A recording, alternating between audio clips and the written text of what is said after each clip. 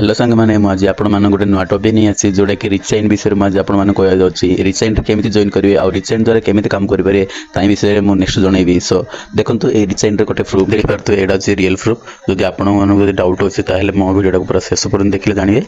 सो रिचाइन केमी इनकम करेंगे आपण समस्ते। सो चलते वीडियो स्टार्ट करिए।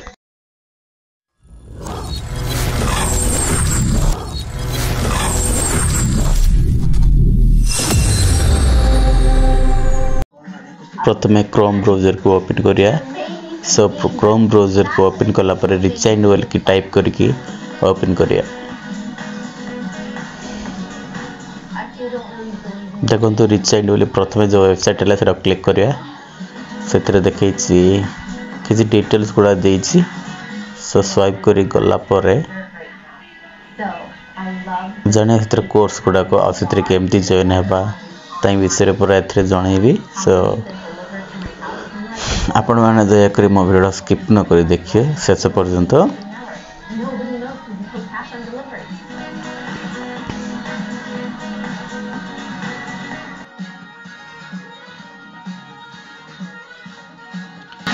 रिचाइन कोर्स पैकेज होची स्टार्टर पैकेज केते बांधी अछि 260 टा बांधी अछि। सेडा सेथरे खाली गोटे कोर्स रहइबो जोडा कि स्टार्टिंग पैकेज रा आ गोटे इंटरमीडिएट पैकेज हला सेथरे 512 टका को किनिया पड़ियो।